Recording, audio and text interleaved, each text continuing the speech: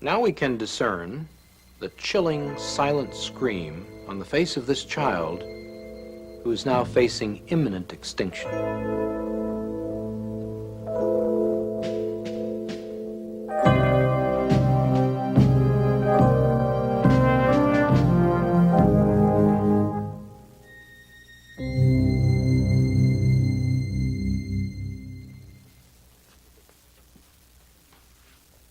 My name is Bernard N. Nathanson. I'm a physician, a practicing obstetrician and gynecologist. And I think I've had a passing experience in matters of abortion. Now, when I was a medical student in 1949, we had no such science as fetology.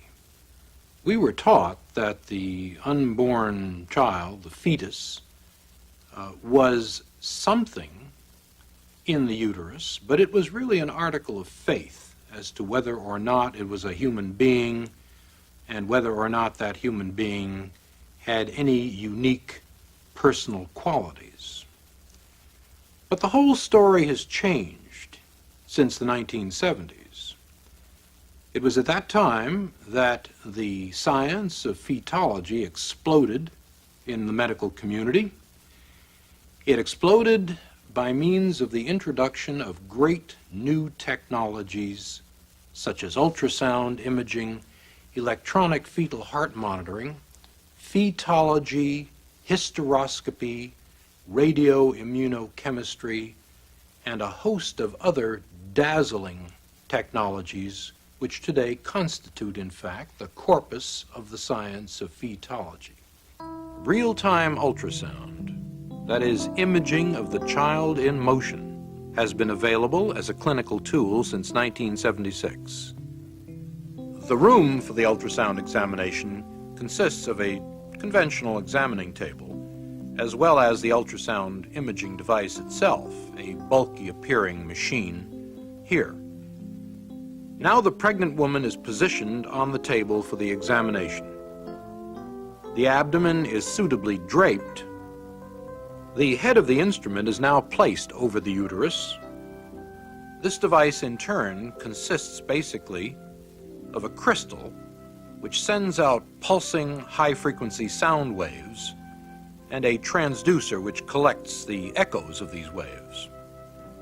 The echoes are then collated by a computer, which in turn assembles them into a recognizable image of the living unborn child.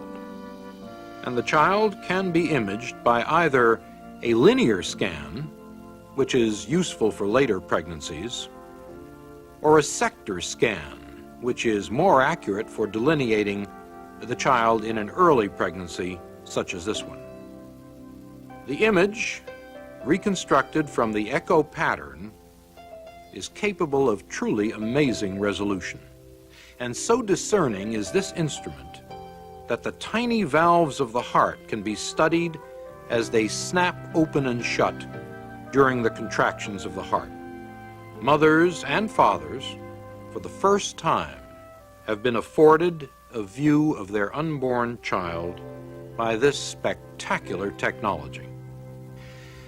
And those technologies, those apparatuses and machines which we now use every day, have convinced us that beyond question, the unborn child is simply another human being, another member of the human community, indistinguishable in every way from any of us.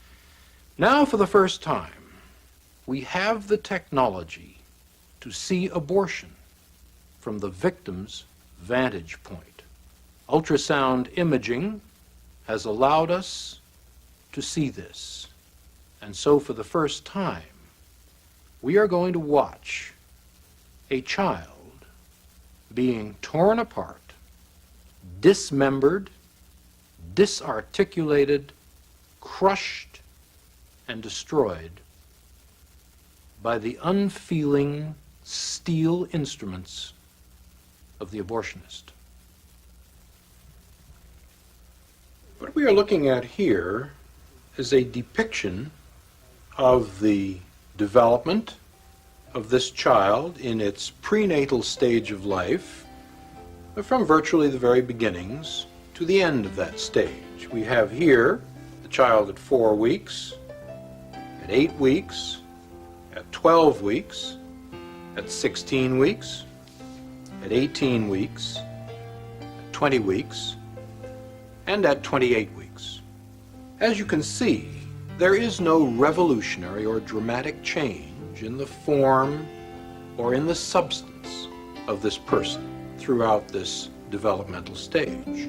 Now, this little person at 12 weeks is a fully formed, absolutely identifiable human being. He has had brain waves for at least 6 weeks. His heart has been functioning for perhaps 8 weeks. And all the rest of his human functions are indistinguishable from any of ours. Now, this book is Williams Obstetrics, the 16th edition, written in 1980. It is a standard textbook used throughout every medical school in the United States. Preface of this book, published in 1980, cautions us as follows. Happily, we have entered an era in which the fetus can be rightfully considered and treated as our second patient. Who would have dreamed, even a few years ago, that we could serve the fetus as physician? Traditional medical ethics and precepts command us that we must not destroy our patients, that we are pledged to preserve their lives. Now let's see what abortion does to this, our second patient. We have then the 12-week unborn child in the uterus being this muscle surrounding the child. When the abortionist commences the procedure, he will first place this instrument, which is known as a speculum, into the woman's vagina and will then open it in order to visualize the cervix, the neck of the womb, here. Having visualized the cervix, the abortionist then takes this instrument, which is known as a tenaculum, and fastens it securely through the speculum onto the cervix in this manner, clamping shut the tenaculum and getting a firm grasp on the cervix. The next instrument which is brought into play is called the sound. This instrument is then introduced into the uterus, and it is then removed, the abortionist having ascertained exactly how deep and in fact how large the uterus is. And then this set of dilators, these metallic curved instruments, are used to effect the opening of the cervix in order to introduce finally the abortion instruments themselves. The abortionist first introduces the most slender of these instruments into the cervix to dilate the cervix, turns the instrument around to a slightly larger end, introduces that end, and then works his way through the various graduated, increasingly larger ends of this dilating instrument. He will then take the instrument known as the suction apparatus, which is opened. It is in a sterile container prior to the actual use of the instrument. And then this will be inserted through the dilated cervix up into the uterus and will then puncture the sac surrounding the child, allowing the amniotic fluid to escape. The instrument then will come into direct contact with the child, and with a pressure of approximately 55 or so millimeters of mercury applied to the end of this instrument as it is attached to a long, thick suction tubing at this end and to the abortion instrumentation, that is the machine at the other end, the suction tip will begin to tear the child apart. The pieces of the body are torn away, one by one, until finally all that remains are shards of the body and the head itself. The head will be too large to come through this instrument itself. This will necessitate the introduction of this instrument, called a polyp forceps, into the uterus through the already dilated cervix, and the abortionist will then attempt to grasp the free-floating head of the child in the uterus between the rings of this instrument. The head is then crushed, the contents of the head removed, and finally the bones of the head.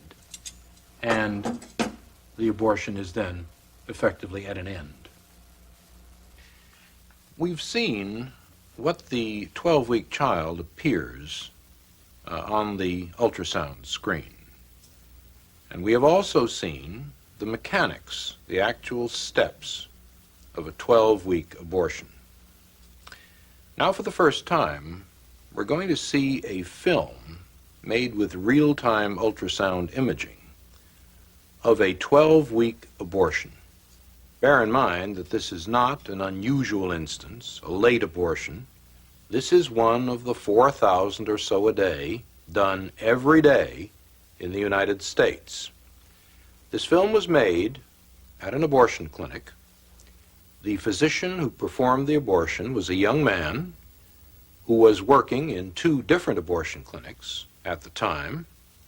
He had already done close to 10,000 abortions in his young life.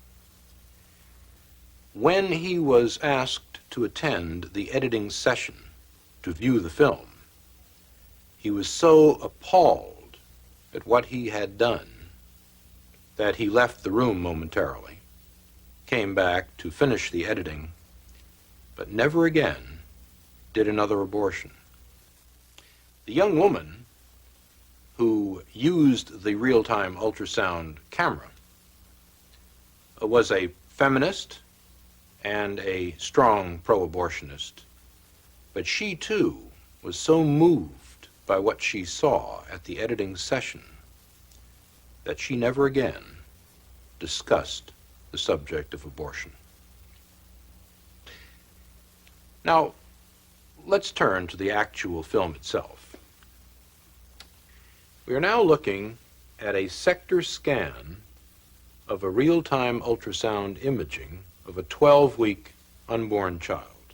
The child is orientated in this direction.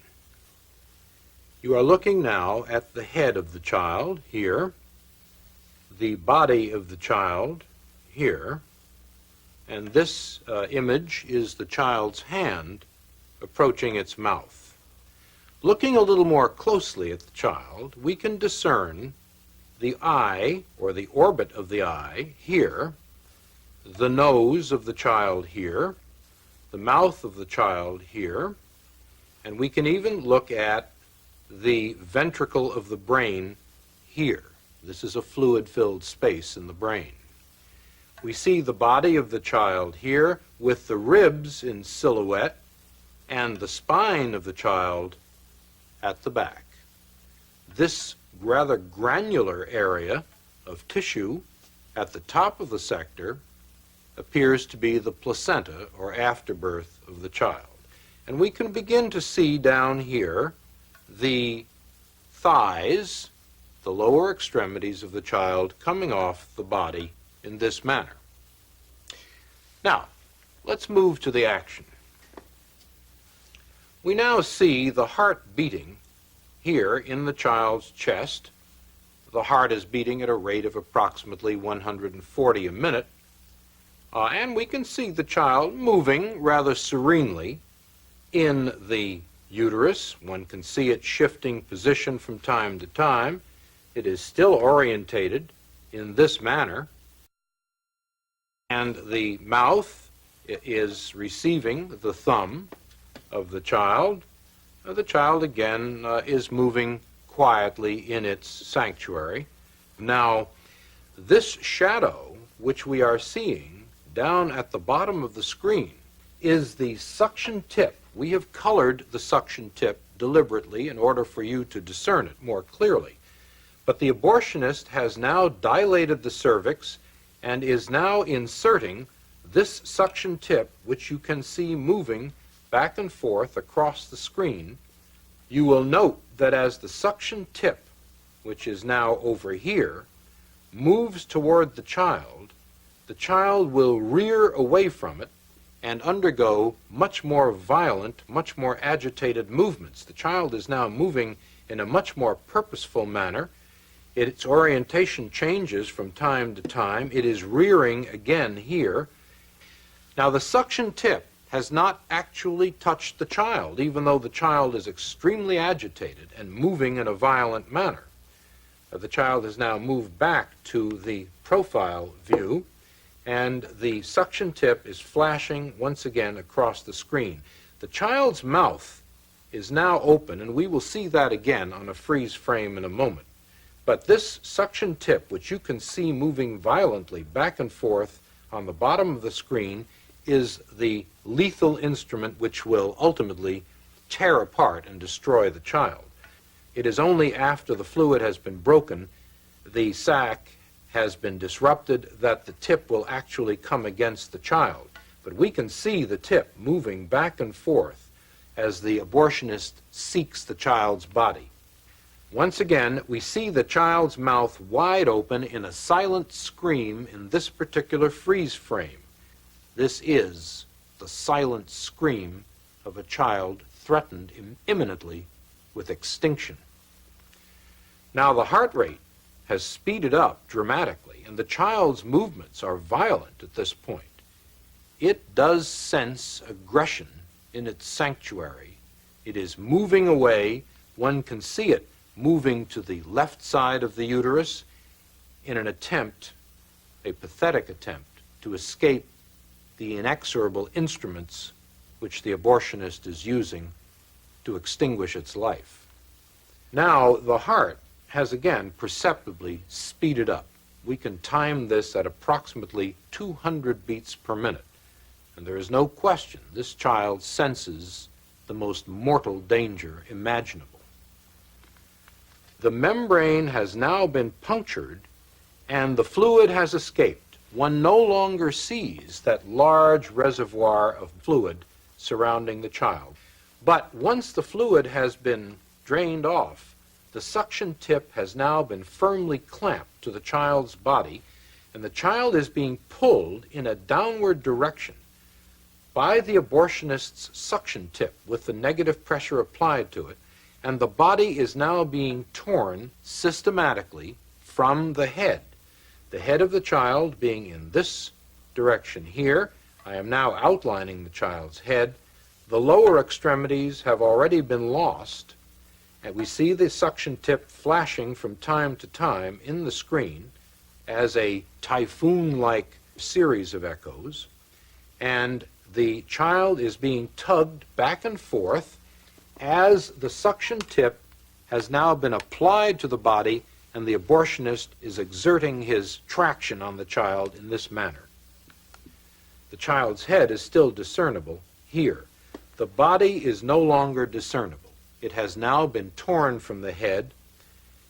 What we see now is the head itself with what is called the midline echo of the head and the spicules or fragments of bone.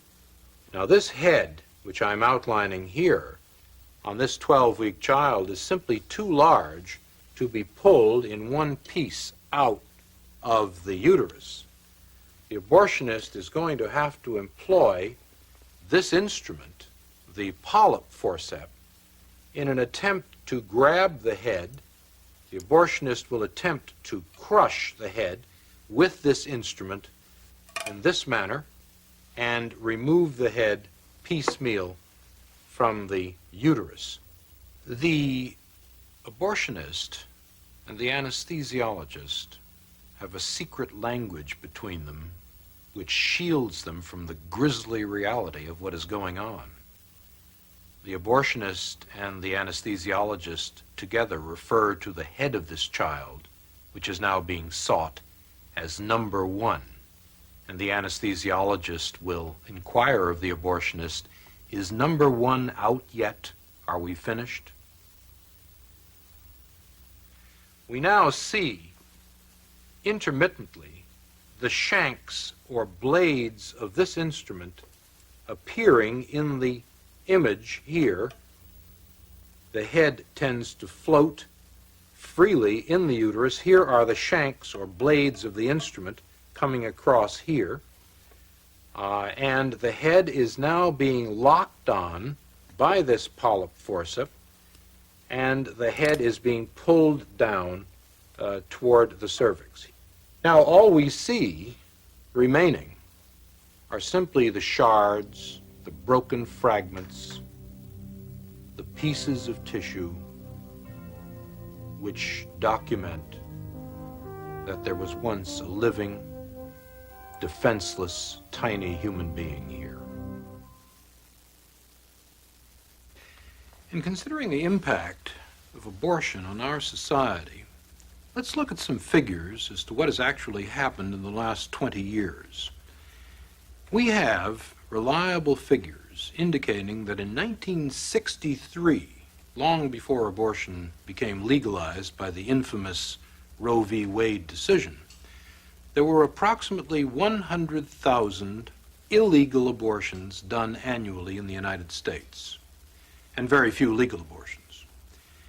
In 1973, the first year in which that Roe v. Wade decision prevailed in this country, there were 750,000 abortions done. And in 1983, the last year for which we have full and complete figures, there were 1.5 million abortions. Now let's look at abortion as an industry. Last year, there were 1.5 million abortions done in this country, and the average cost of an abortion is about $300 to $400 per operation. This has created an industry in this country of about $500 to $600 million a year, which would qualify to be on the Fortune 500 list of largest industries in the world.